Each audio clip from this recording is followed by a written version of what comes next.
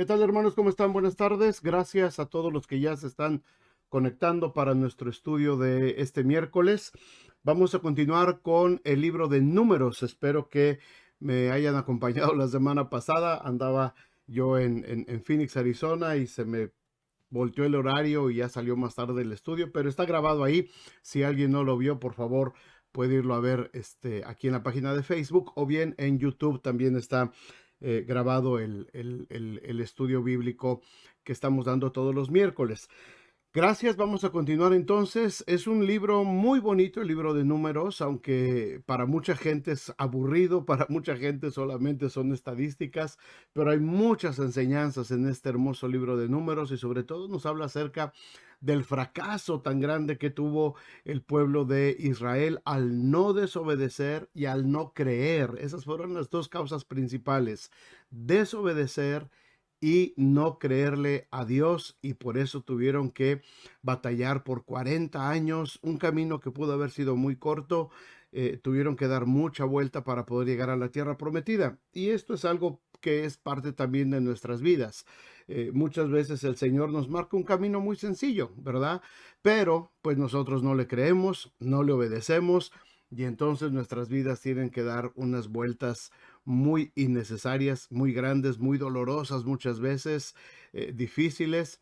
Por eso es mejor obedecer siempre al Señor desde un principio y ahorrarnos todas esas vueltas. Pues vamos a orar, hermanos, para empezar nuestro estudio del día de hoy. Padre, muchas gracias por esta tarde.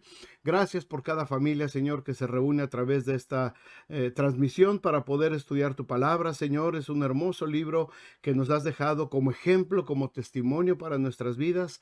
El libro de Números permite que podamos, Señor, seguir aprendiendo y seguir recibiendo de parte tuya, Señor, para nuestras vidas. Gracias en nombre de Jesús. Amén y amén. Bueno, pues vamos entonces, hermanos, a la segunda parte al segundo tema de este libro, que es precisamente preparándose para la comunión. La semana pasada, si ustedes estuvieron aquí también, la semana pasada hablamos acerca de cómo el pueblo de Israel se fue preparando para recibir la bendición que Dios les había dado, cómo iban a recibir ellos todo lo que el Señor les había indicado que iban a tener, cómo se tuvieron que organizar, cómo el Señor les da instrucciones para planearse, para organizarse, para cómo establecer el campamento, cómo se establecieron las familias, la contabilidad que se hizo, tanto de los que iban a ser militares, ¿verdad? Mayores de 20 años, como los que iban a servir en el ministerio, desde un mes de nacidos apartados para el servicio del Señor. Y vimos cómo se prepararon para recibir la bendición de la herencia de la tierra prometida que tenían. En este segundo tema que vamos a ver hoy, desde los capítulos 7 hasta el capítulo 10, los primeros versículos del capítulo 10, vamos a ver cómo el Señor los prepara para recibir la comunión, para tener comunión con Dios. No era un asunto solamente de que pues ya estamos aquí, vamos a adorar a Dios como nosotros querramos. No, Dios les da todas las indicaciones necesarias acerca de cómo tiene que ser el tiempo y los momentos para que puedan acercarse a Dios. Ahora, ¿cómo podemos descubrir la voluntad de Dios para nuestra vida? Esta ha sido una pregunta siempre, siempre en las iglesias. Todos los cristianos hemos tenido esta pregunta. Desde jóvenes nos hacíamos esta pregunta. ¿Cómo podemos descubrir o cómo podemos saber cuál es la voluntad de Dios para nuestra vida? ¿Cómo estar seguros de que el camino en que andamos es el camino que el Señor quiere? Y aunque las circunstancias, hermanos, del pueblo de Israel, que estaban por llegar a la tierra prometida, por supuesto, son únicas, ¿verdad? Nosotros no estamos viviendo esa situación, pero hay principios que operaron en ese momento en el pueblo de Israel, y son principios que nosotros también podemos aprender para nuestra vida. La organización administrativa que emplearon durante su viaje por el desierto nos enseña esto, que tiene mucha importancia la dirección divina manifestada a través de los líderes que el Señor colocó en esos puestos de autoridad para que dirijan también la obra. Esto tiene mucho que ver. La iglesia, hermanos, y ojalá podamos entender todos esto, la iglesia no es solamente un lugar donde aprendemos la palabra de Dios y donde aprendemos solamente las cosas que tienen que ver con el espíritu. Mucha gente dice, bueno, yo necesito ir a aprender otro tipo de cosas. Está bien. Pero en la iglesia, hermanos, también se nos enseña mucho acerca de cómo debemos vivir nuestra vida administrativamente, cosas que son de asuntos prácticos en nuestra vida todos los días. También lo aprendemos en la iglesia. ¿Por qué? Porque la Biblia está llena de todos estos principios administrativos. A Dios no se le fue nada, ¿verdad? El apóstol Pedro dice que todas las cosas que pertenecen a la vida y a la piedad, es decir, a todo lo que tiene que ver con nuestra vida diaria, todo lo que es práctico, cómo organizamos nuestra casa, cómo organizamos nuestras finanzas, cómo organizamos nuestro tiempo, cómo organizamos nuestra familia, todo lo que pertenece a la vida. El Señor nos ha dado instrucciones, el Señor nos ha dado pautas para obedecer y para creerle también a Él, para que nuestra vida sea ordenada. Y también las cosas que pertenecen a la piedad, dice el apóstol Pedro, las cosas que pertenecen tanto a la vida diaria, como a la piedad, es decir, todo lo que tiene que ver con nuestra vida espiritual. Y muchos cristianos han cometido el error de creer que la iglesia solamente vamos a santiguarnos y a la iglesia solamente vamos a adorar, a cantar, pero mi vida diaria, todos los días, la vivo yo y yo me las tengo que arreglar yo solo y yo tengo que ver qué es lo que voy a hacer y yo me organizo como yo quiero, como yo sé, como a mí me enseñaron y como a mí me funciona. No, no, hermanos. Todas las áreas de nuestra vida están cubiertas por la palabra de Dios. Y en la iglesia vamos no solamente a aprender las cosas espirituales, sino también asuntos prácticos que tienen que ver con nuestra vida. Particularmente aquí en nuestra iglesia, hemos tenido muchos talleres y muchas enseñanzas hablando acerca de cómo administrar nuestros tiempos, de cómo administrar nuestras finanzas, de cómo administrar a nuestros hijos, los tiempos de escuela, los tiempos de trabajo. Hemos hablado mucho de esto, ¿verdad? Y por lo general en todas las iglesias yo sé que los pastores se esfuerzan por mantener ese balance. No solamente vamos a la iglesia a decir santo, santo, santo, ¿verdad? Y nada más estar en adoración permanente, no. Todas las cosas que pertenecen a la vida y a la piedad mueven un perfecto equilibrio, hermanos, que debemos de aprender a través de la palabra de Dios. Y lo vemos en este libro de Números precisamente. El Señor les da las instrucciones prácticas de cómo se van a organizar, cómo van a administrar el campamento, cómo van a trabajar cada uno de ellos, cada una de las tribus, y también les habla acerca de cómo tienen que buscarle a Él, cómo tiene que ser la comunión que tienen que tener con el Señor. Ahora, en estos primeros capítulos vemos 4 principios muy interesantes, muy importantes que vamos a estar hablando aquí en este tema número 2. Vamos a verlo rápidamente. Déjenme ponerles aquí 4 principios para cumplir el propósito que Dios tiene para nuestras vidas. El primer principio, y que estuvimos viendo desde la semana pasada, es precisamente reconocer la autoridad de los líderes que Dios ha designado, que el Señor ha puesto sobre cada uno de nosotros. El Señor designó a Moisés y a Aarón que fueran los que estuvieran al frente del pueblo de Israel. Tenían que consultar con ellos a fin de saber y de coordinar los esfuerzos que iban a hacer con las otras tribus que estaban trabajando también ahí. De esta manera podemos realizar en conjunto la obra que Dios ha dispuesto. Tenemos una iglesia, tenemos unas familias, tenemos una obra que el Señor ha puesto en nuestras vidas. Y Dios siempre ha puesto líderes en la iglesia, siempre ha puesto pastores, pastores asistentes, ha puesto líderes en nuestras iglesias, aparentemente nombrados por nosotros, pero no, Dios es el que nos dirige, Dios es el que pone a nuestros líderes, ¿verdad? ¿Para qué? Para que todos podamos coordinar nuestros esfuerzos y podamos ir en pos del propósito que Dios tiene para nuestras vidas. Yo he conocido muchos cristianos que tienen un desprecio total por la autoridad que Dios ha puesto. Yo entiendo y estoy consciente de que hay muchos pastores que han abusado de esa autoridad y que han querido tener un señorío, enseñorearse sobre los miembros de las iglesias de una manera destructiva, de una manera no sana, pero no es la totalidad de los pastores. La mayoría de los pastores tratamos de conciliar el trabajo de la iglesia entre todos nosotros, por supuesto con fallas, imperfecciones, igual que Moisés y Aarón, ¿verdad? Pero si Dios puso líderes, si Dios puso pastores en las iglesias, es para que juntos podamos coordinar el trabajo que el Señor quiere hacerlo. No podemos hacer la tarea, no podemos llevar a cabo una misión de parte de Dios si trabajamos todos de manera individual, aislados, sin coordinarnos. Tiene que haber un esfuerzo coordinado, siempre organizado por Dios, ¿verdad? Yo personalmente aquí en la iglesia local, en la iglesia de South Bend, siempre les he dicho a los hermanos, a los líderes de los ministerios, me encanta que muestren iniciativa, que puedan hacer las cosas por iniciativa propia, pero siempre les pido, pero avísenme por favor para que nos coordinemos. Si van a hacer alguna actividad, avísenme para que nuestro calendario no choque, para que nos pongamos de acuerdo.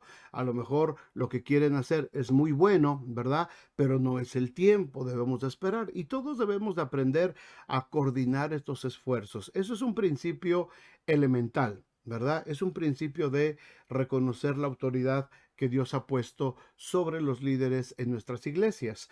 El segundo principio es que el Señor quiere que su pueblo sea un pueblo distinto. No quiere que seamos igual que todo el mundo, no quiere que seamos igual que los pueblos paganos que nos rodean, ¿verdad? Como rodearon al pueblo de Israel en el desierto. Estaban rodeados de gente pagana y el Señor les dice, no, yo quiero que ustedes sean distintos. Los judíos debían purificarse, andar conforme a las normas establecidas por Él. Y este requisito, hermanos, sigue en pie todavía. El Señor desea que seamos diferentes en nuestro estilo de vida, no siguiendo los patrones del mundo en que vivimos. Si no lo hacemos, ¿cómo podemos esperar que el Señor nos siga dirigiendo?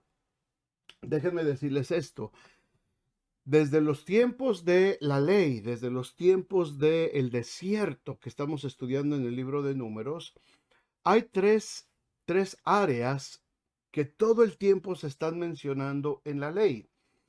Esas son tres áreas que se siguen mencionando también en el Nuevo Testamento y son tres áreas de pecado que son las que siguen influenciando todavía hasta el día de hoy a la gente en todo el mundo, y los creyentes no nos escapamos de esas áreas. Si se dan cuenta en la Biblia, todos los pecados caen en alguna de estas tres categorías. Número uno era la idolatría.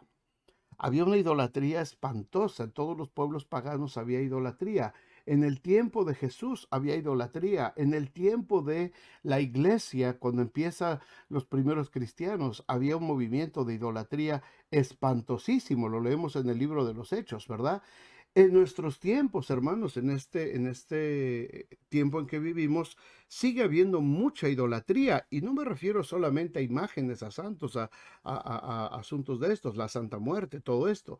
Hay idolatría en todos los sentidos, ¿verdad? Mucha gente idolatra inclusive a sus propios hijos, idolatra a su esposo, a su esposa, a su casa, a su carro. Hay tantas cosas que requieren o que nos demandan idolatría, ¿verdad? La idolatría es todo aquello que demanda de nosotros devoción, que no sea Dios, es idolatría, ¿verdad? Y hay mucha gente que le tiene tanta devoción a sus cosas personales, en fin, esa es la idolatría, es una de las grandes ramas eh, que, este, que todavía nos siguen pegando hasta el día de hoy. Y el pueblo de Dios tenía que ser diferente y tiene que ser diferente.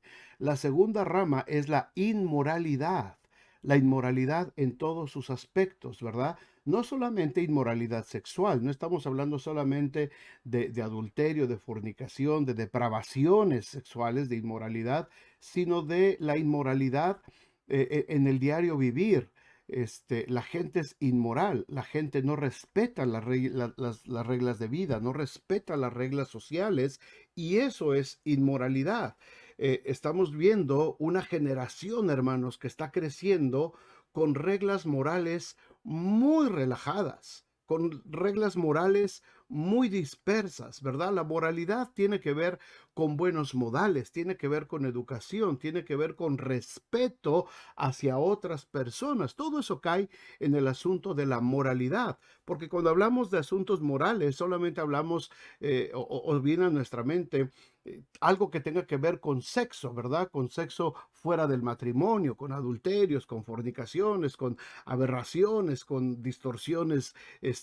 No solamente es eso. Asuntos morales tiene que ver con ética, con comportamiento, con modales, cómo nos comportamos en medio de la sociedad. Todo eso tiene que ver con moralidad. La corrupción que hay en este mundo, como dice el apóstol Pedro, tiene que ver con inmoralidad. Todos aquellos actos en contra de los buenos principios o que dañen a otras personas. Eso es algo inmoral, ¿verdad? Gente ahora en las redes sociales que se la pasa hablando mal de otros, aventándose indirectas, ofendiéndose por acá. Todo eso es inmoralidad y esa es la segunda gran rama de pecado donde el pueblo de Israel tenía que mostrarse diferente y nosotros como creyentes debemos de ser diferentes en esa rama, ¿verdad? Entonces dijimos la idolatría, la inmoralidad y la tercera es el conformarse a este mundo, el imitar las costumbres de este mundo, el tomar para nosotros como estilo de vida las costumbres del mundo. Y a eso se refiere también el libro de Números. El pueblo de Dios tenía que ser diferente. Si todos robaban allá, nosotros no lo hacemos. ¿Por qué? Porque somos diferentes. Si a aquellos les gusta la venganza, es porque ese es el mundo, pero nosotros somos diferentes a este mundo. Nosotros tenemos que regir nuestra vida de acuerdo a la palabra de Dios. Si ustedes se acuerdan, en el estudio de Hechos, cuando Pablo va a predicar a los gentiles, los hermanos de la iglesia en Jerusalén decían, es que tienen que hacerse judíos, es que se tienen que circuncidar, es que tienen que guardar la ley. Y el apóstol Jacobo es el que dice, no, no los podemos obligar porque ellos ya son salvos por gracia. Solamente vamos a recomendarles tres cosas: que se guarden de la idolatría, que se guarden de la inmoralidad y que se guarden de las cosas de este mundo. Las mismas tres cosas que se defienden en el Antiguo Testamento, en la ley, y las mismas tres cosas de las que nosotros como cristianos en este tiempo debemos de guardar y debemos de apartarnos de esas tres áreas tan grandes de pecado. Casi todos los pecados caen en alguna de esas tres áreas, ¿verdad? La lista que menciona Gálatas 5, hechicerías, maledicencias, iras, vanaglorias, contiendas, disensiones, todo eso cae en alguna de estas tres. Así es que el pueblo de Dios tenía que ser diferente. Y para esto, para poder ser diferente, Dios les tiene que enseñar cómo ser diferentes. Dios los tenía que preparar para que pudieran ser diferentes. Ahora, el tercer aspecto importante para el propósito de Dios en nuestra vida es también tener una adoración correcta, es poder allegarnos al Señor, buscar al Señor, pero no de la manera que nosotros queremos, ¿verdad? O como a nosotros se nos ocurra. El Señor dejó instrucciones muy especiales para que nosotros aprendamos a adorarle, para que nosotros podamos llevar a cabo el ministerio. Y esto espero que lo entendamos bien, hermanos, porque muchas veces, eh, queremos nosotros trabajar o queremos desarrollar el ministerio, pues como a nosotros nos parece bien. Y muchas veces olvidamos los principios elementales de la palabra de Dios. En este tiempo, y esto es muy delicado, y muchas iglesias cuando hablas de esto dicen, es que eres un religioso, es que te volviste muy religioso. Y no es volverse religiosos, pero sí hay principios elementales para poder ministrar al Señor. No es asunto de cómo vas vestido o de cómo sino cómo te preparas para servir al Señor. Y cuando uno se prepara para servir al Señor, uno entiende, ¿verdad? Por ejemplo, en ese aspecto, que uno tiene que pasar presentable para poder hablar de la palabra de Dios. No puedo pasar en un pantalón corto, no puedo pasar con una playera aquí anunciando marcas de algún producto, no puedo pasar todo despeinado o todo con un peinado así. Debo de presentarme de una manera perfecta delante de Dios. Debo de hacerlo mejor para presentarme delante de Dios. No me puedo presentar después de haber tenido un pleito con mi esposa. Tengo que ponerme a cuentas, tengo que preparar mi espíritu para poder presentar mi servicio al Señor. Y ese tipo de cosas, hermanos, son los que nos habla precisamente el libro de Números, cómo debía de ser esa preparación. Inclusive vamos a ver cómo el Señor los prepara para la Pascua y qué pasaba con los que no querían participar de la Pascua, los que no se querían congregar. Aquí lo habla ya el libro de Números también. Y en cuarto lugar, el cuarto principio para cumplir el propósito de Dios es que debemos de aprender a seguir la luz que Dios nos muestra para saber por dónde debemos de caminar. Estos principios, la semana pasada hablamos prácticamente de los dos primeros. Vamos a hablar ahora acerca de también de los otros requisitos.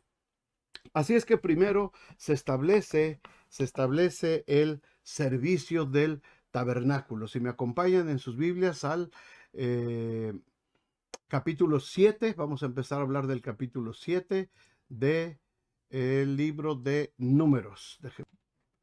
Dice el versículo 1 del capítulo 7. Aconteció que cuando Moisés hubo acabado de levantar el tabernáculo y lo hubo ungido y santificado con todos sus utensilios, y asimismo ungido y santificado el altar, dice que entonces los príncipes de Israel, los jefes de las casas de sus padres, los cuales eran los príncipes de las tribus que estaban sobre los que habían contado, sobre los contados, ofrecieron y trajeron sus ofrendas delante de Jehová, 6 carros cubiertos y 12 bueyes, por cada 2 príncipes un carro y cada uno un buey, y los ofrecieron delante del tabernáculo.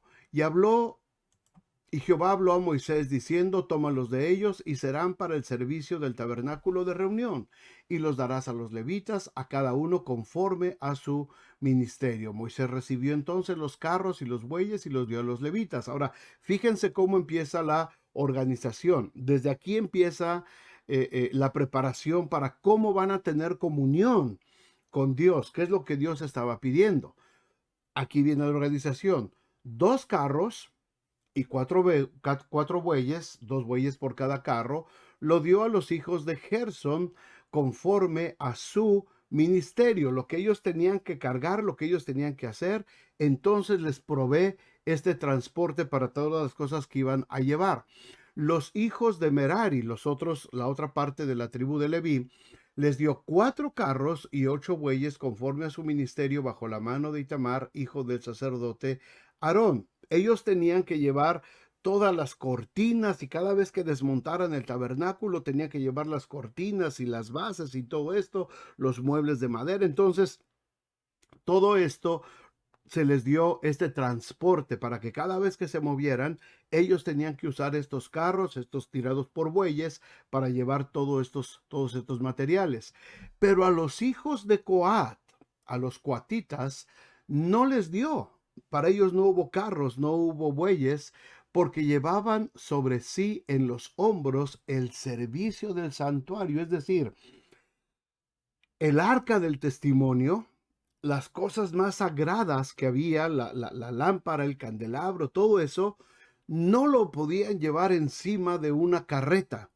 Todo eso tenían que tener unos palos, ¿verdad? Especiales, y todo eso lo tenían que llevar ellos cargando. No lo podían poner sobre carros. Ahora tú dices, bueno, ¿qué diferencia hay? ¿Por qué no lo pudieron poner sobre carros? ¿Por qué no pudieron hacer que, pues oye, iban a ir caminando por el desierto? ¿Qué necesidad de cargarlos? Hermanos, este tipo de detalles que a lo mejor a nosotros nos pueden parecer irrelevantes o de alguna manera decir, pues se me hace que esto está medio tonto, ¿para qué, por qué no lo podía poner una carreta? ¿Qué diferencia hay? La diferencia hay, hermanos, es que lo que Dios les estaba enseñando a ellos es que las cosas sagradas tenían que tomarse con mucha responsabilidad, con mucho cuidado, no se podían confundir con todo lo demás.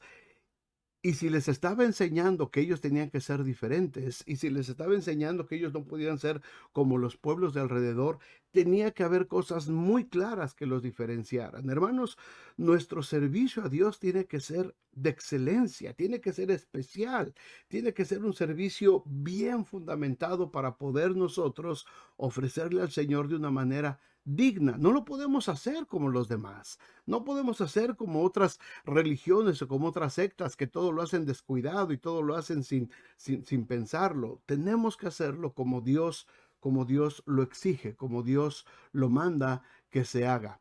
Sucede que después de que trajeron estos carros y estos bueyes, entonces empiezan a traer la ofrenda por cada una de las familias, por cada una de las tribus. Cada jefe de familia llegaron con sus ofrendas llevadas sobre sus carretas y las trajeron, ¿verdad? Después de esto se empiezan a presentar las ofrendas. Vayan conmigo al versículo 10. Dice, trajeron y los príncipes trajeron ofrendas para la dedicación del altar el día en que fue ungido, ofreciendo los príncipes ofrenda delante del altar. Jehová dijo a Moisés, ofrecerán su ofrenda un príncipe un día y otro príncipe otro día para la dedicación del altar.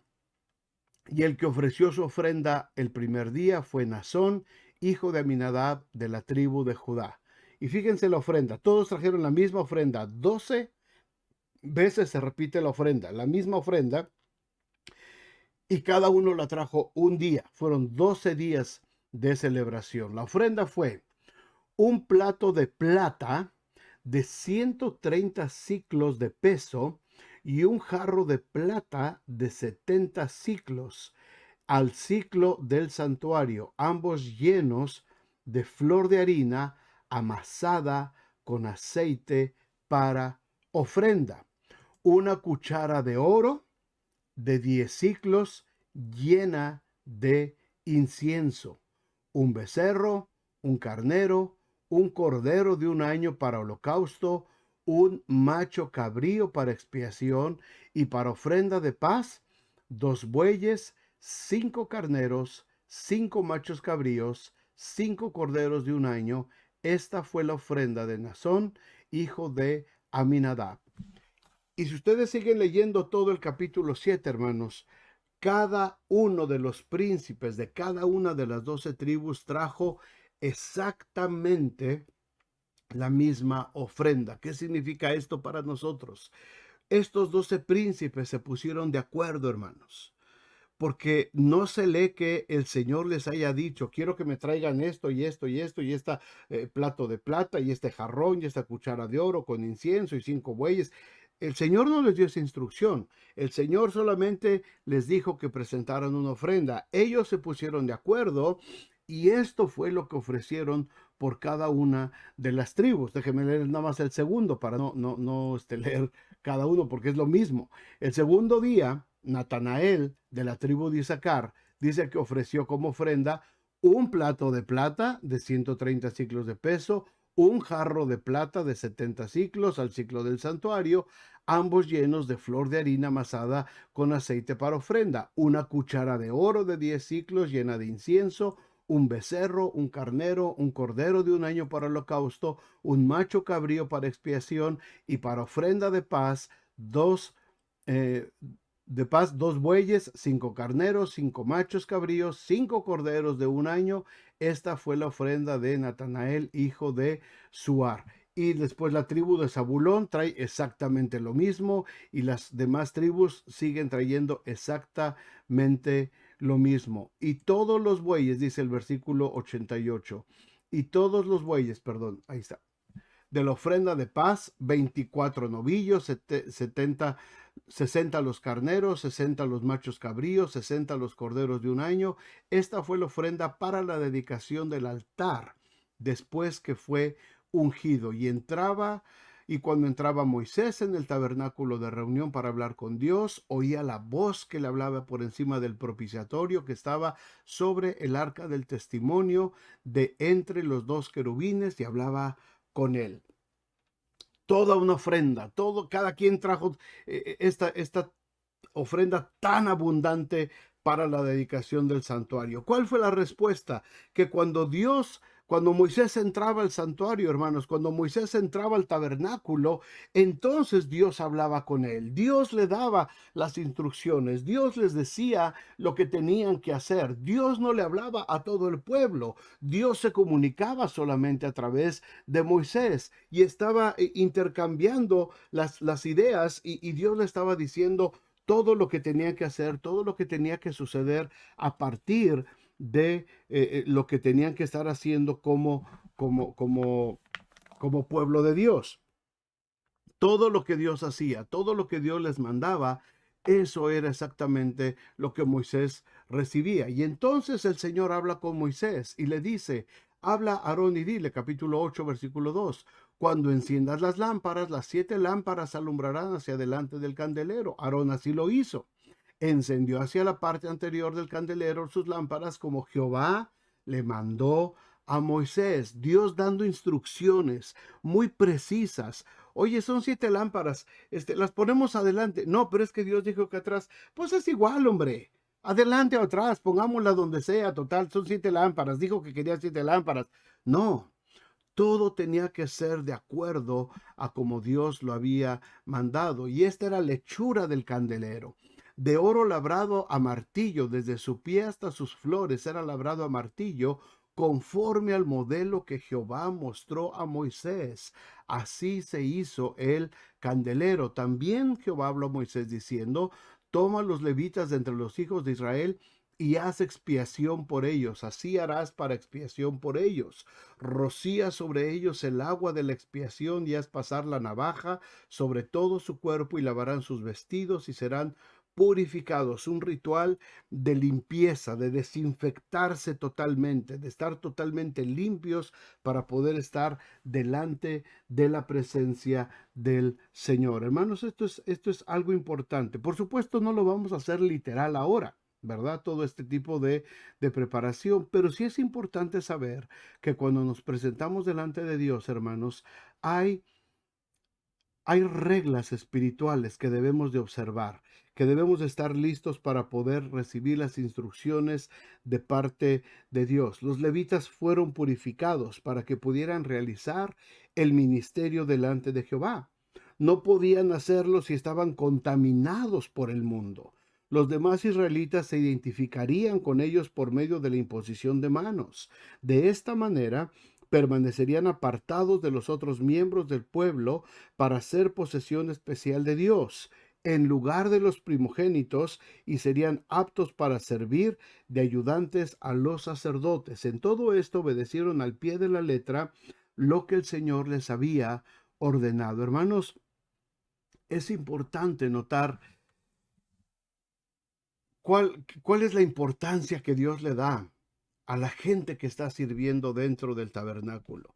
La gente que iba a servir dentro del tabernáculo. Si nos damos cuenta, en las cartas apostólicas, ya en el tiempo de la gracia, también Pablo enfatiza mucho acerca de los líderes, de los obispos que deja a cargo de las iglesias y les recomienda a las iglesias, por favor, tengan cuidado de estos hombres, cuídenlos, provean para ellos y ayúdenles, sométanse a ellos. El apóstol Pedro también pide lo mismo, ¿verdad? Vean por sus pastores, chequen lo que están hablando, vean lo que están, imiten su fe, su conducta. El libro de Hebreos también habla acerca de esto. ¿Por qué? Porque Es el mismo principio que operó en el desierto, hermanos. Los levitas, los sacerdotes, tenían la responsabilidad de tratar de mantenerse lo más alejados de las cosas del mundo y poder concentrarse solamente en escuchar la voz de Dios para poderla transmitir al pueblo. Gracias a Dios, en el tiempo de la gracia, todos tenemos acceso a escuchar la voz de Dios. Todos tenemos al Espíritu Santo sobre nosotros, pero Dios sigue poniendo a las personas dentro de nuestras iglesias, a los líderes que están a cargo de enseñarnos la palabra de Dios. No es fácil preparar las enseñanzas, no es fácil estar estudiando, no es fácil estar tratando de interpretar correctamente con temor de que podemos decir algo mal.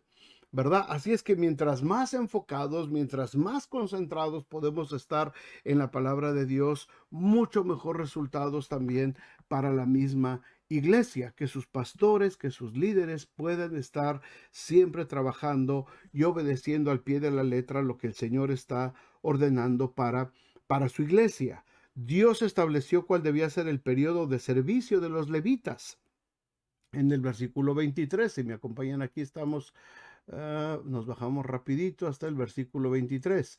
Luego habló Jehová a Moisés diciendo, los levitas de 25 años arriba entrarán a ejercer su ministerio en el servicio del tabernáculo de reunión, de 25 años. Pero desde los 50 años cesarán de ejercer su ministerio y nunca más lo ejercerán. Servirán como hermanos, como sus hermanos en el tabernáculo de reunión para hacer la guardia, pero no servirán en el ministerio. Así harás con los levitas en cuanto a su ministerio. El periodo de servicio de los sacerdotes, de 25 años, no menor a eso, y no más de 50 años. 25 años de servicio. Más o menos eso es lo que en todos lados, en empresas y todo eso, compañías el día de hoy, es lo que se hace, ¿verdad? Antes de jubilarte, 25 años de servicio y te puedes jubilar. Aquí está el principio. En el ministerio era lo mismo, ¿verdad? Más de 50 años no. Y nos preguntamos, ¿por qué? Yo ya me pasé 9 años, para empezar. Casi 10 años ya me pasé. ¿Por qué solamente hasta los 50? Porque empiezas a perder fuerza. Empiezas a perder tus habilidades, empiezas a perder poco a poquito tu capacidad, empiezas a perder tu fuerza, empiezas a perder todo ya después de los 50 años. Ya empieza uno a ir de bajada, ya llegamos a la mitad de la vida y ya vamos entonces empezando a bajar. Y no somos tan efectivos como puede ser alguien entre los 25 y los 50 años. Ahora, hay pastores de 60, 70, 80 años, está bien. Pero muchas veces ya a más avanzada edad, hermanos, nuestras capacidades disminuyen totalmente. Y es mejor que haya una persona más joven que pueda desarrollar el ministerio con más fuerza, con más ganas y que tenga todo el entusiasmo del mundo para seguirlo haciendo y sus capacidades intactas. Este es un ejemplo. No estoy diciendo que todos los pastores ya se tienen que retirar tan rápido. Sí soy partidario y yo personalmente inclusive lo he predicado muchas veces, ¿verdad? Que pastores ya muy mayores ya deberían de ser, como dice aquí, servirán como sus hermanos en el tabernáculo de reunión para hacer la guardia, pero nada más, para estar ayudando, para estar aconsejando, para estar enseñando, pero nada más. El trabajo fuerte de la iglesia siempre debe de estar en manos de personas que puedan llevarlo bien a cabo. Al terminar de la dedicación del altar, la purificación de los levitas, Dios mandó que se prepararan para la celebración de la Pascua, ¿verdad? En la fecha designada. Una vez más el pueblo ofreció y obedeció conforme a todo lo que el Señor le ordena, pero surgió un problema debido a las circunstancias extraordinarias en que se encontraban. Algunos que se consideraban inmundos por haber tocado un muerto, que querían participar en la festividad, se les permitió celebrarla un mes más tarde, porque tenían que cumplir exactamente las mismas normas establecidas para los demás. Ahora, esta es una parte muy importante que sí quiero que la leamos. Capítulo 9, versículo 1 al 14, dice, habló Jehová a Moisés en el desierto de Sinaí en el segundo año de su salida de la tierra de Egipto, en el mes primero, diciendo, los hijos de Israel celebrarán la Pascua a su tiempo. El 14º día de este mes, entre las 2 tardes, la celebraréis a su tiempo, conforme a todos sus ritos, conforme a todas sus leyes la celebraréis. Y habló Moisés a los hijos de Israel para que celebrasen la Pascua. Celebraron la Pascua en el mes primero, a los 14 días del mes, entre las 2 tardes, en el desierto de Sinaí, conforme a todas las cosas que mandó Jehová a Moisés. Así hicieron los hijos de Israel. Pero, hubo algunos que estaban inmundos a causa de muerto, y no pudieron celebrar la Pascua aquel día, y vinieron delante de Moisés y delante de Aarón en aquel día. En el tema anterior que vimos que el Señor les puso un requisito muy, muy, muy, muy fuerte. Una vez que se estableció el campamento, les dijo, todo aquel que haya tocado a un muerto tiene que estar fuera del campamento hasta que se cumpla el tiempo de su purificación. Esto era una regla sanitaria, una cuarentena que evitó que todo el pueblo muriera por una plaga, por una pandemia, por una epidemia dentro del campamento. ¿Por qué? Al morir la gente, murieron de alguna enfermedad, no sabemos, morían de diferentes enfermedades, ¿verdad? Inclusive de lepra, enfermedades, muchas de ellas contagiosas. La gente pues tenía que embalsamar a sus muertos, ¿verdad?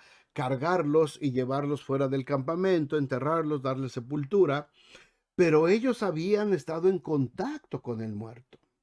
Así es que Dios les dijo, tienen que estar fuera del campamento porque están contaminados.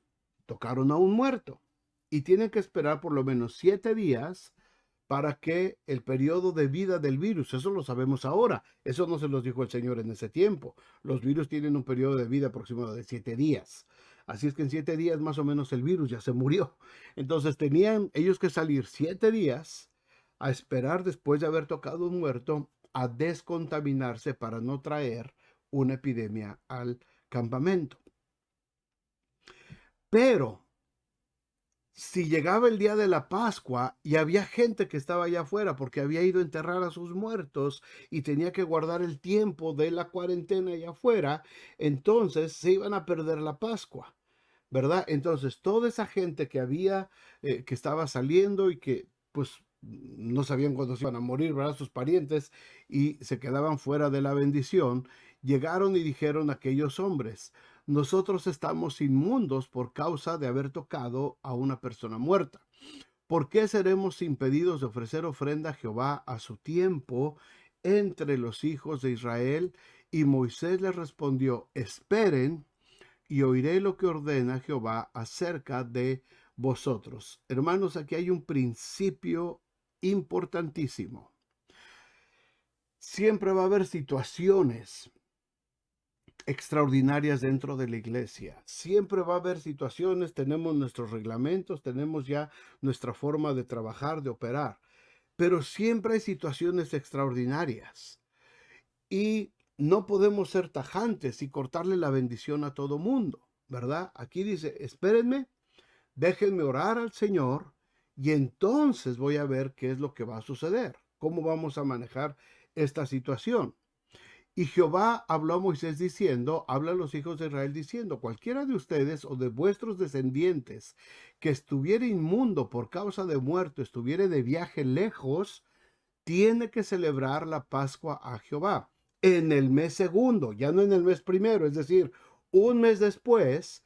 Tienes chance. A los 14 días del mes, entre las 2 tardes, la celebraréis con panes sin levadura, con hierbas amargas, la comerán y no dejarán del animal sacrificado para la mañana. Todas las instrucciones que tenían que seguir. Así es que si no pudieron estar el día que se celebró la Pascua, que era el día primero, el día 14 del primer mes, que era abril más o menos, Entonces el siguiente mes, en mayo, lo vas a hacer igual a los 14 días, con todas las mismas reglas. Y hay algo más importante aquí todavía.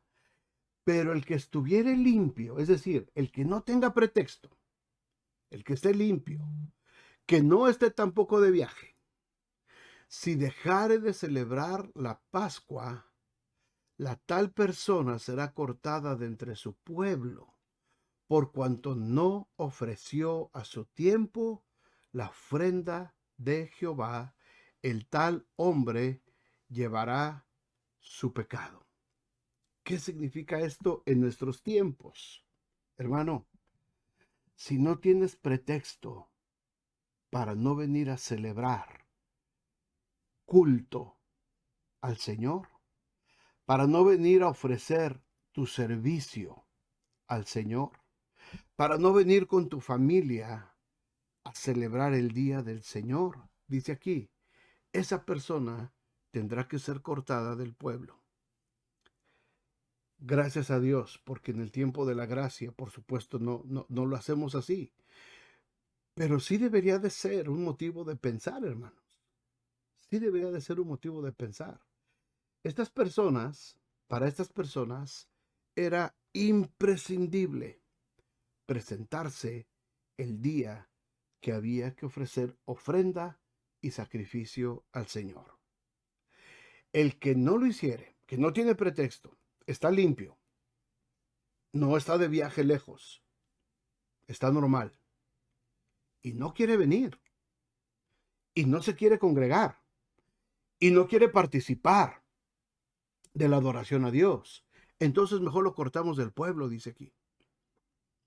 Que se ha cortado. ¿Para qué lo queremos aquí? Hermano, muchos de nosotros ya estaríamos fuera de la gracia. Bendito sea Dios que estamos en la gracia del Señor. Pero sí nos debe de hacer pensar, porque con mucha facilidad, hermanos, dejamos de asistir a la iglesia. No tenemos pretexto, estamos limpios, estamos puros, estamos justificados por la sangre de Cristo Jesús. Quizás no estamos de viaje, estamos aquí, pero no nos da la gana ir. Si tuviéramos, hermanos, la misma visión, el mismo celo que Dios le indicó al pueblo de Israel para tener comunión con ellos, quizás las cosas serían muy diferentes para nosotros. Bueno, el Señor empieza a prepararlos ya para el viaje, ¿verdad? Y esto es muy importante, y era el cuarto principio que hablamos al principio. Debemos seguir la luz que Dios nos muestra para saber dónde debemos andar. Dice el versículo 15, el día que el tabernáculo fue erigido, la nube cubrió el tabernáculo sobre la tienda del testimonio. Y a la tarde había sobre el tabernáculo como una apariencia de fuego hasta la mañana, ¿verdad? Cuando vemos imágenes de estas, siempre nos hemos imaginado un torbellino de lumbre físicamente, de fuego, ¿verdad? Pero no dice que era lumbre, dice que era una apariencia. Hermanos, era como una luz. Ahora nosotros tenemos luces eléctricas, ¿verdad? Y nosotros vemos una luz y es lo más normal del mundo. Pero hace 3000 años, imagínense si ellos veían una luz, pues ellos decían, parece como fuego, ¿verdad? Pero es una apariencia de fuego solamente. Es decir, era una luz que les alumbraba hasta la mañana. Así era continuamente, dice el versículo 16. La nube lo cubría de día y de noche la apariencia de fuego. Cuando se alzaba la nube del tabernáculo, los hijos de Israel partían. Y en el lugar donde la nube paraba, ahí acampaban los hijos de Israel. Al mandato de Jehová. No era cuando ellos querían. No era cuando ya se cansaban ni cuando se aburrían. Al mandato de Jehová, los hijos de Israel partían y al mandato de Jehová acampaban. Todos los días que la nube estaba sobre el tabernáculo, permanecían acampados. Cuando la nube se detenía sobre el tabernáculo muchos días, entonces los hijos de Israel guardaban la ordenanza de Jehová y no partían. Cuando la nube estaba sobre el tabernáculo pocos días, al mandato de Jehová acampaban y al mandato de Jehová partían. Y cuando la nube se detenía desde la tarde hasta la mañana, o cuando la mañana la nube se levantaba, ellos partían. O si había estado un día y a la noche la nube se levantaba, entonces partían. O si 2 días, o un mes, o un año, mientras la nube se detenía sobre el tabernáculo, permaneciendo sobre él, los hijos de Israel seguían acampados y no se movían. Mas cuando ella se alzaba, ellos partían. Al mandato de Jehová acampaban y al mandato de Jehová partían, guardando la ordenanza de Jehová como Jehová lo había dicho por medio de Moisés. Hermanos, debemos de caminar cuando el Señor nos los manda. ¿Cómo podemos lograr esto? ¿Cómo lo podemos saber? No hay otra manera, hermanos, si no permitimos que el Señor gobierne nuestras vidas. Si no tenemos comunión diaria con Dios, si no nos esforzamos por escudriñar su palabra, si no tenemos tiempos de oración con el Señor, no podemos ser sensibles a su voz. Todos los días, escúchenme esto, hermanos, por favor. Todos los días, ustedes y yo tenemos que tomar muchas decisiones, cientos de decisiones. Hay situaciones que requieren que tomemos decisiones que van a afectar a nuestra familia, que van a afectar nuestras propias vidas, que van a afectar nuestra iglesia, nuestros trabajos. Todos los días tomamos decisiones. Hermanos, a mí me encanta esta palabra. Al mandato de Jehová acampaban y al mandato de Jehová partían, guardando la ordenanza de Jehová como Jehová lo había dicho por medio de Moisés. Nosotros nos movemos muchas veces movidos por nuestros impulsos, por nuestros arrebatos, nos movemos de acuerdo a lo que sentimos. Pues ahora voy a hacerlo así, voy a ir a aplicar a tal lugar para trabajar, ahora voy a trabajar así, ahora voy a trabajar así, a estudiar. Y muchas veces, hermanos, tomamos decisiones sin consultar al Señor. Y muchas veces ustedes pueden decirme, y juntos aquí tendríamos un montón de historias. ¿Cuántas veces hemos fracasado? ¿Cuántas veces hemos tomado malas decisiones guiadas por nuestros impulsos, por nuestras emociones solamente, por lo que me parece que esto lo puedo hacer así, lo puedo resolver así, y no nos detuvimos ni un momento para preguntar, Señor, ¿cómo quieres que resuelva este problema? ¿Tu nube se va a levantar o tu nube se va a detener? ¿Va a brillar esa apariencia de fuego o va a estar la nube sobre mí? Señor, ¿qué hago? Necesito que me ilumines, necesito que me digas. Y ese iluminar, hermanos, muchas veces tiene que ver con pedir un consejo a alguna persona madura en el Señor, a nuestros líderes, pastores, hermanos cristianos maduros que llegamos a conocer. Eso tiene que ver. ¿Cuántas decisiones, les pregunto, cuántas decisiones hemos tomado que nos hemos arrepentido? Decisiones, situaciones que después de que ya nos equivocamos y las llegamos a comentar con alguien, con algún hermano, con algún cristiano, con algún pastor, nos dicen, oye, ¿y no se te ocurrió hacerle así y así? Ay, no, fíjese que no se me ocurrió. Y si lo hubiera hecho así, no me hubiera ido tan mal. Les decía yo al principio de esta plática, hermanos, Dios no puso a los pastores y a los líderes de la iglesia solamente para predicar. Todas las cosas que pertenecen a la vida y a la piedad. Les mencioné este versículo de Primera de Pedro, capítulo 3. Todas las cosas que pertenecen a la vida y a la piedad nos han sido dadas por medio de su divino poder. Y con ello nos ha dado muchas promesas para que nosotros sepamos cuándo se levanta la nube y cuándo se detiene la nube.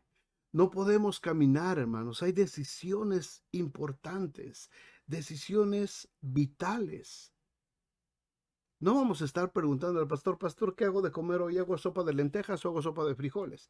No me refiero a ese tipo de decisiones, pero hay muchas decisiones que sí tienen que ver, hermanos, con un consejo sabio quizás que alguien nos puede dar. No necesariamente el pastor, hay muchos cristianos, mucha gente que nos puede ayudar.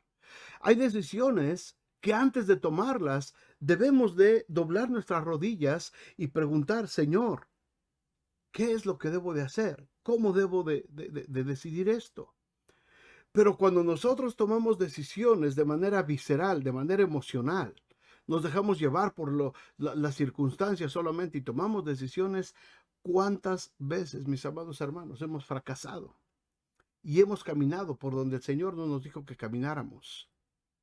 Y después de que ya dimos nuestras vueltas en el desierto, decimos, si yo hubiera hecho caso, y ojalá haya jóvenes que me estén viendo en este momento y que entiendan, muchachos, jóvenes, cuando nosotros los adultos les decimos, mi hijo, mi hija, no es por ahí, no vayas por ahí, no vayas por ahí. ¿Por qué? Porque ya caminamos, porque ya tenemos rato en esto, porque ya hemos visto la mano de Dios de una, de otra manera, y sabemos también cuáles son las consecuencias de apartarse de la mano de Dios. Y cuando les decimos a ustedes, muchachos, no vayas por ese camino, no es para molestarlos.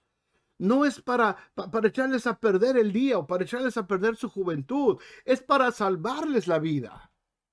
¿Por qué? Porque vas a caminar por un camino por donde Dios dijo que esa nube no tenía que moverse de ahí. Y tenías que esperar ahí un tiempo antes de que el Señor se moviera. Y dijiste, no, yo no me voy a esperar. No, yo ya me amo mucho a mi novio, amo mucho a mi novia, ya no nos vamos a esperar. Y la nube se detiene y dice, no te muevas ahorita. No es tiempo de moverte al siguiente nivel. Espérate. Pero somos tan desesperados que no queremos obedecer la voz de Dios. Y aunque la nube está quieta, espiritualmente hablando, en una figura alegórica, aunque la nube está quieta y Dios dice, todavía no es tiempo, espérate, yo me adelanto y camino y hago y tomo las decisiones como yo quiero. Las consecuencias de no aprender a caminar, hermanos, a la luz de la sabiduría de Dios, son terribles las consecuencias. Son terribles, jóvenes. Muchos de ustedes las han experimentado, hermanos adultos conmigo. ¿Cuántas hemos experimentado de esas? ¿Cuántas veces hemos fallado? ¿Cuántas veces hemos fracasado? Y ahora como adultos, si conocimos al Señor de adultos, ahora tú dices, si yo hubiera tenido un consejero espiritual cuando tenía 15, 18, 20 años, mi vida se hubiera ahorrado muchas vueltas en el desierto. Si yo hubiera hecho caso de aquel pastor, de aquel hermano, de aquel maestro de escuela dominical que me dijo lo que iba a suceder, si yo le hubiera hecho caso, me hubiera ahorrado una vuelta terrible en el desierto y tanto sufrimiento. Dios no se equivoca y cuando Dios nos habla es porque Él quiere estar con nosotros y el Señor nos prepara y el Señor nos da voces de alerta. Fíjense lo que dice el capítulo 10 y con esto los primeros versículos terminamos. Aquí hay una historia muy preciosa. Dice, Jehová habló a Moisés diciendo, hazte 2 trompetas de plata. 2, nada más. 2. Eran 2 millones de gentes en el campamento. 2 trompetas de plata. De obra de martillo las harás, las cuales te servirán para convocar a la congregación y para hacer mover los campamentos. ¿Cómo funcionaban estas trompetas? Bueno, cuando las tocaren, toda la congregación se reunirá ante ti a la puerta del tabernáculo de reunión. Todos, si se acuerdan de la disposición del, del campamento, estaban todos alrededor. Dice, cuando suenen las 2 trompetas, todos se van a reunir enfrente de la puerta del tabernáculo. Pero cuando toquen solamente una trompeta, entonces se congregarán ante ti nada más los líderes, los príncipes, los jefes de los millares de Israel. Y cuando tocareis alarma, entonces moverán los campamentos de los que están acampados al lado oriente. Y cuando tocareis alarma la segunda vez, entonces empiezan a mover los que están hacia el sur. La alarma tocarán por sus partidas, pero para reunir a la congregación tocaréis mas no con sonido de alarma. Y los hijos de Aarón, los sacerdotes, tocarán las trompetas, y las tendréis por estatuto perpetuo por vuestras generaciones. Es decir, esto tiene que permanecer todo el tiempo. Y cuando saliereis a la guerra en vuestra tierra contra el enemigo que os molestare, tocaréis alarma con las trompetas y seréis recordados por Jehová y vuestro Dios entonces, y seréis salvos de vuestros enemigos. Y en el día de vuestra alegría, y en vuestras solemnidades, y en los principios de vuestros meses tocaréis las trompetas sobre vuestros holocaustos, sobre los sacrificios de paz, y os serán por memoria delante de vuestro Dios, yo Jehová, vuestro Dios. Hermanos, un memorial precioso, precioso, estas dos trompetas, muy simbólicas, porque la Biblia dice que pronto, un día, la voz de Jesús se va a oír como trompeta de mando y nos va a congregar y nos va a arrebatar y nos va a llevar a nuestra eterna morada. Un día, esa trompeta va a volver a sonar. Cuando se suenen las dos trompetas, todo mundo se presenta. Cuando suene una trompeta, solamente los escogidos, solamente aquellos que fueron llamados serán convocados. Y esta trompeta va a sonar cuando salgan a la guerra. Y esta trompeta va a sonar cuando estén en paz, ofreciendo sacrificios delante de Dios. Hermanos, qué enseñanza, qué memorial tan bonito. Obviamente no vamos a poner ahora a tocar trompetas. No quiere decir que tenemos que hacer todo esto literalmente, ¿verdad? Pero sí hay principios espirituales. Cuando el Señor nos convoca, hermanos, cuando el Señor llama, acudamos a la reunión. Sabemos que cada domingo el Señor nos convoca. Sabemos que cada miércoles por medio del Internet el Señor nos convoca. Sabemos que los viernes nos convoca el Señor para ir a orar.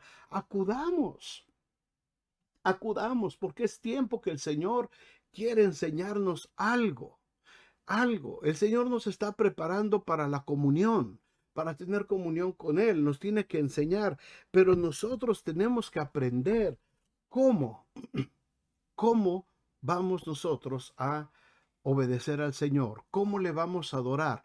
No es como nosotros querramos, no es como nuestro corazoncito nos dicte, es como el Señor indicó que le adoremos. Y el Señor indicó que le adoremos en espíritu y en verdad. En verdad. No podemos adorar en verdad si no conocemos la verdad. No podemos adorar en espíritu si no tenemos un espíritu que se ha desarrollado en una comunión íntima con Dios. Así es que cuando Dios nos prepara para la comunión, hermanos, no solamente es para servirle a Él, es para que seamos diferentes de los otros pueblos. Tenemos que reconocer, tenemos que reconocer la autoridad de los líderes que el Señor ha puesto en medio de nosotros. Tenemos que entender que el Señor quiere que seamos un pueblo diferente. Debemos allegarnos a Dios buscando su dirección de la forma como Él quiere, no como nosotros querramos, no como nosotros se nos ocurra, como Él ha indicado que le busquemos, y debemos seguir la luz que Dios nos muestra para saber dónde debemos de caminar. Amén. Vamos a orar, hermanos. Espero que haya sido de bendición para ustedes este tema. Medítenlo. Lean si gustan los 3 capítulos, capítulos 7, 8, 9 y 10, y vean con detenimiento. A veces se aburre, parece que se aburre uno viendo que se repiten muchas cosas, pero no, hay muchos principios bonitos en estos capítulos del libro de Números. Padre, te damos muchas gracias por este tiempo.